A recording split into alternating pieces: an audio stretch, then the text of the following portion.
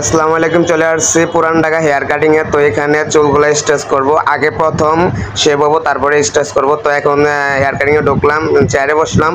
এখন চুলগুলা লাড়াইতে আছি যে কি করব, আগে শেভ হবো না মানে আগে শেভ হবো নাকি চুলগুলো স্ট্রেচ করব।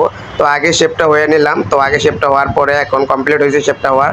এখন চুলগুলো স্ট্রেচ করব। এখন চুলগুলো স্ট্রেচ করার জন্য ক্যামেরাটা সামনে রাখছি। তো সামনে রাখার পরে হাতে একটা মেশিন আর হইলো ওইটা একটা কাপুই, ঠিক আছে।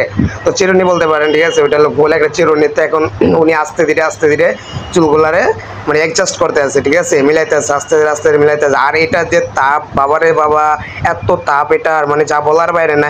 এটা প্রচুর একটা তাপ, ঠিক আছে। আর এটা তো মানে ভিতরে যে মিশে, আমি ওনারা বলছি ভাই এটা ভিতরে এত মানে তাপ কেন, এত গরম কেন, বলতেছে কয় ভিতর দিয়ে আগুন মানে আগুন উঠতেছে। তা আমি কিন্তু কই দেখি তো। এরপরে দেখাইলো যে এই যে আগুন উঠতেছে। তো এখন মানে নিজে এত বিরক্ত লাগতেছে, এখন মনটা চাইতেছে যে ওনারা গালি মালি দিতে, ঠিক আছে, যে এত বিরক্ত লাগতেছে, ঠিক আছে, এত তাপ, ঠিক আছে, কত সহ্য করে রাখতে পারি, তাই না।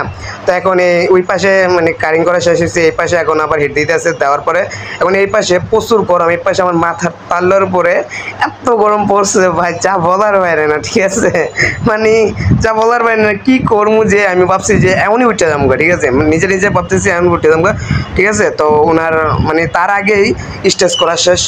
তো এখন বর্তমানে চুলগুলো আঁচড়তে আছে, মানে আঁচড়িতে আছে, ঠিক আছে, চুলগুলো আঁচড়িতে আছে। এখন দেখতে যে ঠিকঠাক আছে কিনা, চুলগুলো আঁচড়তে আছে।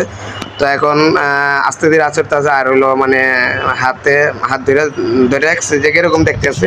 তো আমি আবার কি করলাম, এদিক দিয়ে ক্যামেরাটা হাতে রাখলাম। তো হাতে রাখার পরে একটু সামনে আনলাম, আনার পরে দেখলাম যে মানে চুলগুলো কি ঠিক আছে কিনা, হ্যাঁ, চুলগুলো ঠিক আছে কিনা। তো এই জন্য ক্যামেরাটার সামনে আনলাম। তো আপনারা দেখেন অবশ্যই যে চুলগুলো ঠিক আছে কিনা। আর ওই যে পিছনে ভাইটা কি বলতেছে তা জানি না।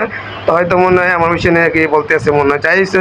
অবশ্যই ভালো লাগলে লাইক কমেন্ট শেয়ার করে পাশে থাকবেন। ধন্যবাদ।